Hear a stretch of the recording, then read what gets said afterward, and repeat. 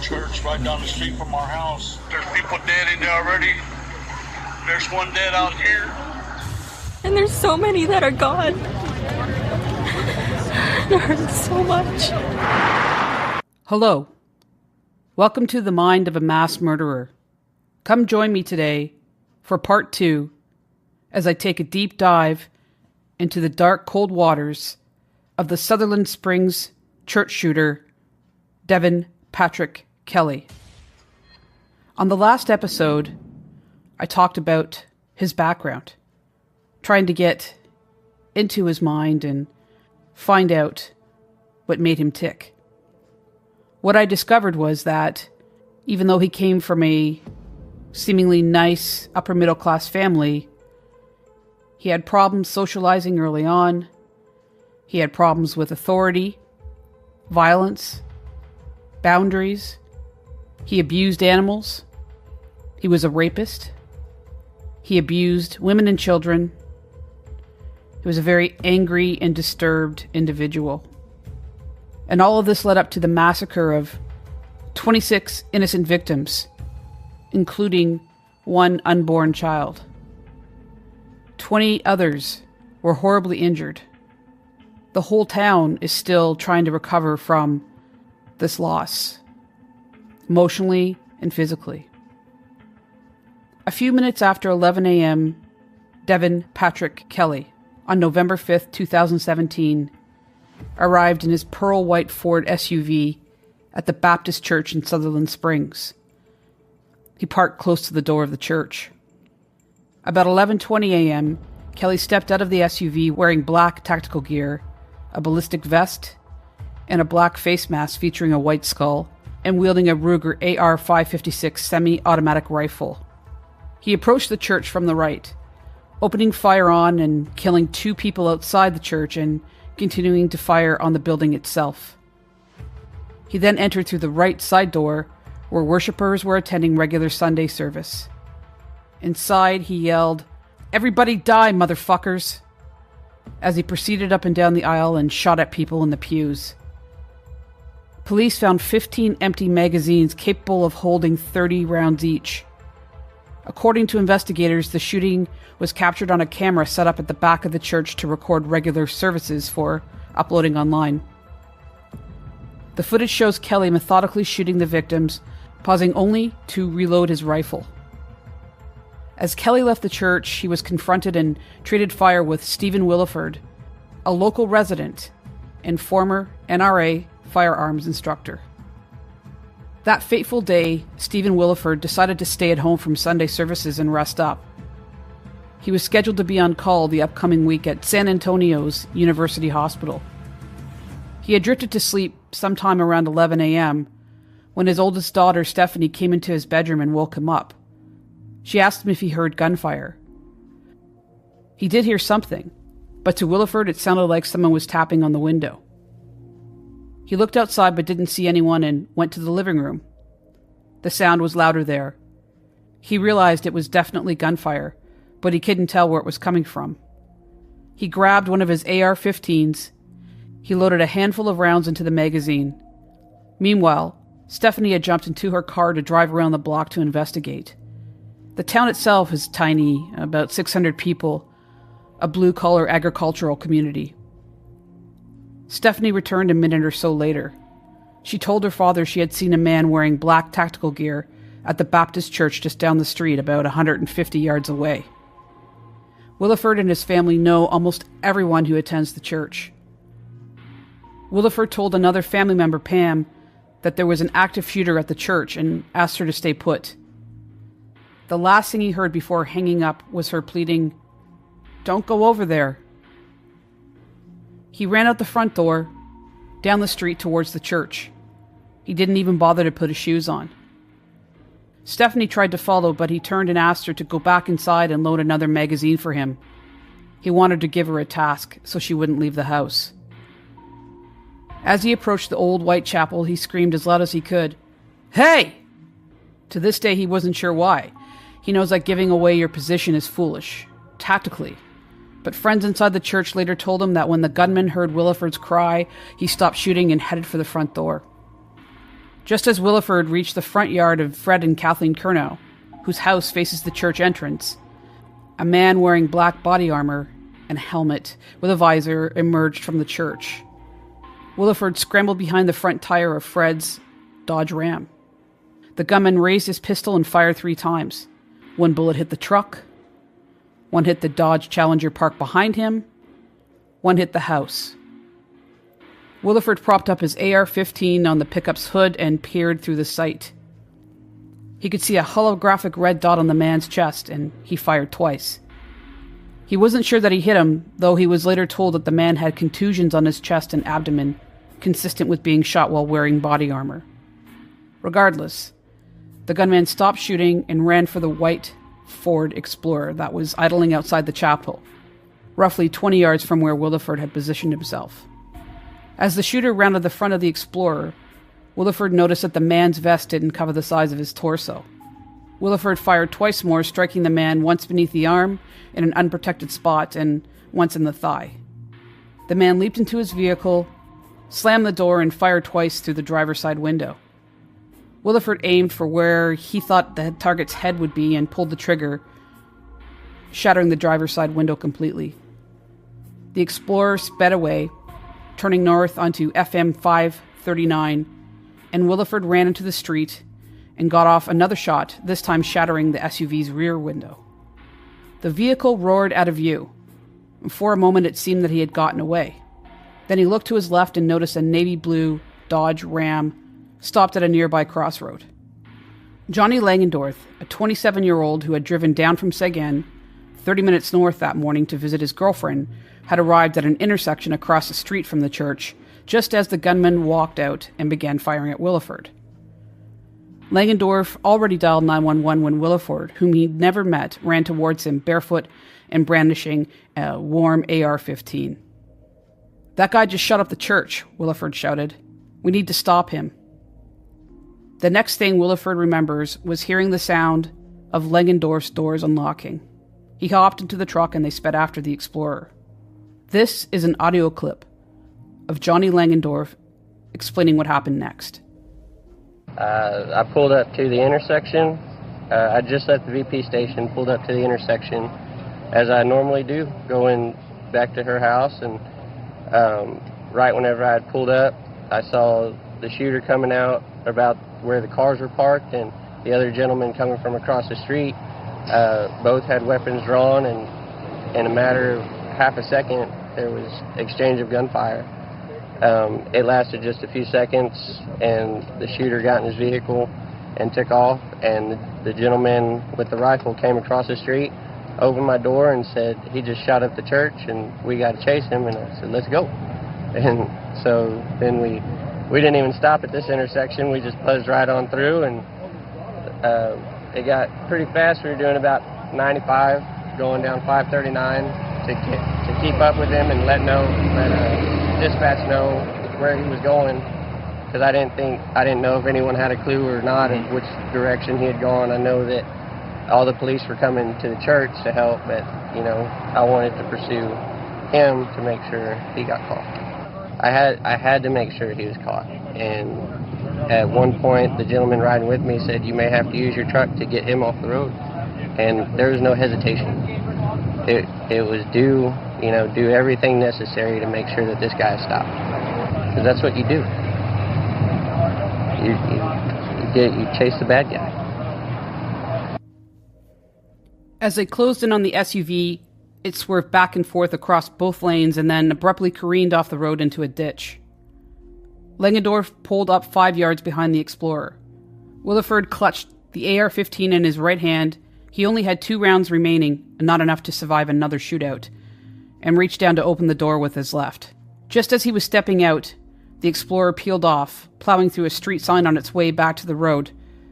Williford closed his door, and Langendorf stomped on the gas. The SUV made it only a few hundred yards before veering off the road, smashing through a fence and rolling into a stop, roughly 30 feet into a field. Langendorf put the truck in park on the road about 50 yards from the Explorer. Williford told Langendorf to duck under the dash as, for the second time in a span of 10 minutes, posted up behind the front tire of a Dodge Ram, perching his rifle on the hood. He screamed at the man in the SUV who wouldn't budge or utter a sound.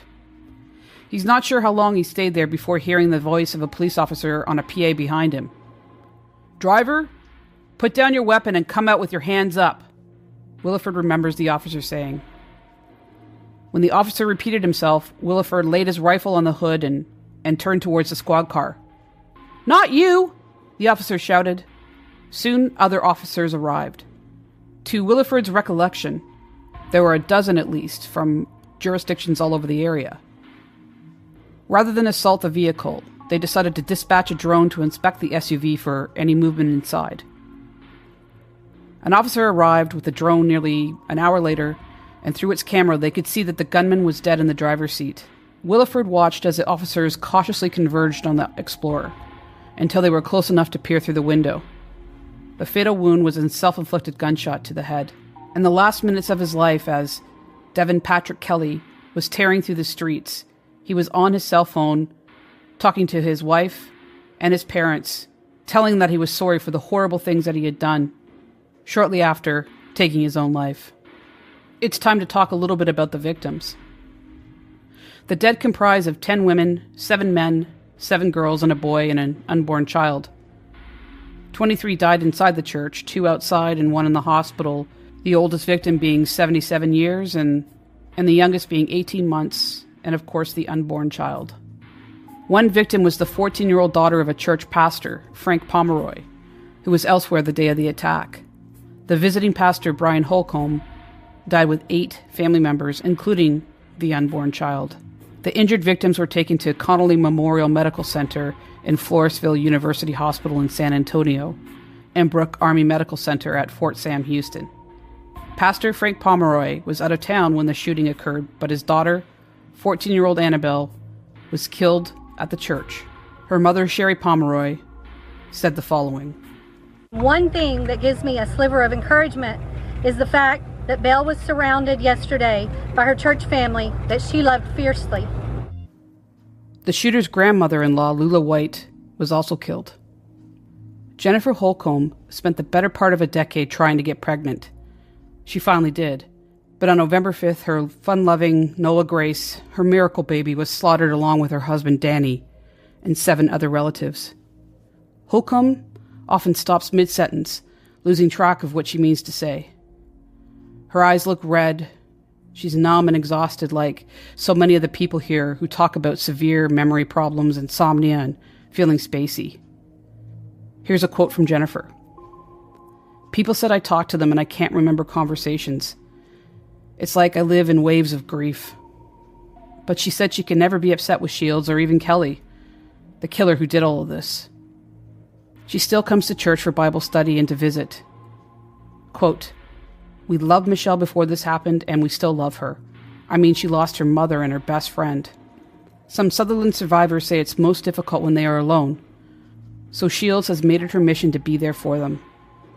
She helps by just showing up, taking the children who lost relatives out for pizza, helping families build ramps at homes for those who have trouble walking after multiple injuries from multiple gunshot wounds. On a recent morning, she took 2 survivors out to breakfast at her country diner. They tried to eat, pushing around their eggs and hash browns, and Shields hugged them off, and this is what she said. Lots of hugs. I was afraid at first to reach out, but I feel, well, I'll say it's really my duty." Shields, who is known as Aunt Mimi, says, "This is the only way we can get through this. God and each other." On Sunday, Shields is comforted by the fact that the church community has grown to more than 200 people from area towns. Survivors of the attack are slowly coming back. Holcomb recently started working again in the church nursery, the same one her daughter, Noah Grace, enjoyed. Quote, "Some of the kids asked about Noah Grace, but we don't expect anyone to know what to say." End of quote. Shields, though not in the church that day, is a survivor. Her mother was killed. Her lifelong best friend, Carla Plain Holcomb, was gunned down. Sherry Pomeroy, a church leader and the pastor's wife, lost her 14-year-old daughter in the attack. The 4 were close, always together. We called ourselves the 4 Amigos. We were always planning beach trips, laughing and having fun, says Shields through tears. Now there are only 2 of us. Katie Wall, who lost both of her parents that morning, misses her family dinners. She misses removing her dad's hat as he nodded off in his recliner, and she misses kissing his head every night before bed. Ryan, 9, his 12-year-old sister, Raina, and their little brother, Jacob, 8, lost their grandparents, an aunt, an uncle, and 5 young cousins. Close friends with whom they shared sleepovers, decorated cookies, and played at church. This summer, Ryan, Raina, and Jacob went to a special wellness camp for survivors where they played basketball in wheelchairs to instill compassion and to represent that even though things are hard, they can still overcome it. This town, this country will never be the same, some physically because of the bullets they took and everybody mentally, said Wilson County Judge Richard L. Dickey Jackson, the area's top elected official. He recently had lunch to check in on a seasoned criminal investigator in the Wilson County Sheriff's Office, Stephen Moore, who was one of the first to walk into the carnage in the church. Sutherland Springs, that was just, drownings and shootings, fires and car accidents, infant Sid's death and the occasional homicide, but let's put it this way. In the law enforcement community, there's a stigma if you show the impact of something like this. It's like, oh, now cowboy up and get it done. This time, it wasn't so simple. The blood, the tiny bodies of toddlers, school children, indelibly printed in his mind. Moore was always the happy guy who would play Santa Claus at a community holiday event. The Christmas following the shooting, he couldn't. Moore's children, 9, 7, and 5, attend Floresville South Elementary School with a friend whose mother was killed in the church, protecting her children. Stephanie Moore said when her husband came home after several round-the-clock days investigating the shooting, quote, "He was a totally different person. It wasn't my Stephen." What was the result of the investigation? Certain measures exist to prevent people like Kelley from obtaining firearms. His domestic violence record alone should have barred him under Texas law from purchasing 4 guns between 2014 and 2017. But his name did not show up in the federal database that licensed gun dealers are required to check before selling someone a firearm. Someone really dropped the ball, former Air Force Chief Prosecutor Colonel Don Christensen told CNN. The Air Force acknowledged that it did not appropriately relay Kelley's court-martialed conviction for domestic assault to civilian enforcement, preventing it from appearing in 3 databases, including FBI's National Instant Criminal Background Check System, NICS for short. Quote, "Had his information been in the database, it should have prevented gun sales to Kelley." End of quote. The Air Force said in a statement. The Air Force said that the Inspector General has conducted an investigation into what happened. The Bureau of Alcohol, Tobacco, and Firearms and Explosives said that the shooter bought 4 weapons, 2 in Colorado and 2 in Texas. 2 handguns were found in his vehicle. The Ruger AR-556 rifle was found in front of the church where Kelley dropped it in a standoff with Williford. Kelley bought the rifle in April 2016 from an Academy Sports and Outdoor store in San Antonio. When Kelley filled out the background check, he did not check the box indicating that he had a disqualifying criminal history. He listed an address in Colorado Springs, Colorado, when he bought the rifle. At one point, the shooter tried to get a license to carry a gun in Texas, but the state denied it. In Texas, a permit is not required to buy a handgun or a long gun, and gun owners do not have to be licensed. The Air Force failed. They failed 6 times to report information that could have prevented Devin Kelley from purchasing a gun, according to a government report. The Department of Defense Inspector General's report details Devin Patrick Kelley's decade-long violence, interest in guns, and menacing of women. The Air Force was blamed immediately after the shooting for not reporting the assault to the FBI. The conviction would have been a red flag in the mandatory background check when Kelley tried to purchase a gun.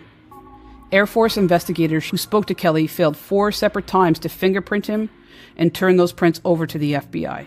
The report also says the Air Force failed twice to submit its final report of the case to the FBI.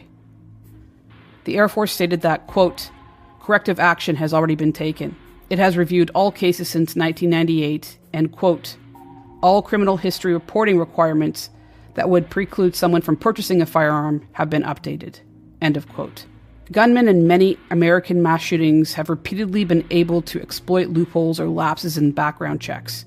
And as I've already said, there were many warning signs against Kelley. Also, if the Air Force had have checked his computer, they would have discovered that Kelley had searched online for body armor and weapons, according to the report. So how is the community of Sutherland Springs coping now? The church has been demolished, as it would be too painful for families and community to continue to worship after the tragedy. There is now a memorial. Months after the shooting, Sunday services were held in a temporary tan building on the church grounds. A gate outside the church was festooned with flowers and posters from churches and from other communities that have had mass shootings, including a banner from the survivors of the Las Vegas Strip massacre that had happened only months before. Around the church, there are 26 square stepping stones, each bearing a victim's name, surrounded by freshly planted wildflowers, green bushes, and azaleas. It is meant to be a peaceful spot for reflection and solace. Texas Governor Greg Abbott said that the shooting, quote, will be a long, suffering mourning for those in pain, end of quote. Texas Attorney General Ken Paxton proposed that churches employ professional, armed security guards, or at least arm more parishioners to counter church shootings, which he said have happened forever and will again.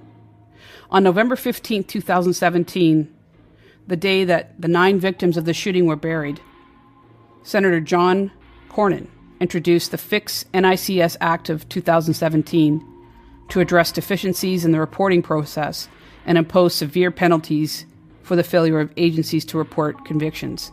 The next day, Congressman Henry Cuellar, whose district, Texas 28th, includes Sutherland Springs, introduced a version in the House of Representatives. Cuellar's bill was superseded. The final version of the Fix NICS Act was passed as part of the Consolidated Appropriations Act in 2018, signed by President Trump on March 23, 2018. A week later, Cornyn met with the survivors and victims' families at First Baptist Church in Sutherland Springs to discuss details on the legislation. Between November 5th, 2017 and March 30th, 2018, the U.S. Air Force turned over at least 4,000 outstanding records to the FBI. Guns are life in Texas, and not just for personal protection. The First Baptist Church massacre in nearby Sutherland Springs reinforces the notion, most commonly held in those parts, that the best way to stop a bad man with a gun is a good guy with a gun. If you talk to rural Texans around there, though, and most will tell you, the answer to guns' scourge of mass shootings is more guns, not fewer.